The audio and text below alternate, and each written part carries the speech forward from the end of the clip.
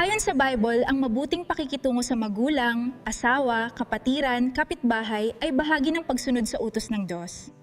The Bible says, Mateo 22:39, "Thou shalt love thy neighbor as thyself." Kasama rito ang pagmamahal sa asawa, sa magulang, pakikitungo ng mabuti sa kapatid at kapwa. Ganon din sa kapatiran, sa pagpapatawad at pag-iwas sa galit.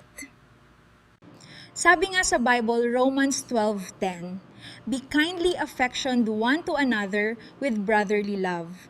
Kapag ang tao ay mabait, mapagpakumbaba, mahabain ng pasensya at may pagmamahal sa kapwa, pinapakita niyang sumusunod siya sa Diyos. Hindi lang sa salita, kundi sa gawa. Sabi nga ng Bible, John 14:15, "If ye love me, keep my commandments." Sinasabi ng Diyos na kung iniibig ninyo ako, tuparin ninyo ang aking utos. Bilang Christian, hindi madali, pero kung hayaan natin na ang Diyos ang maghari sa ating puso, hindi ang galit kundi ang kababaang loob.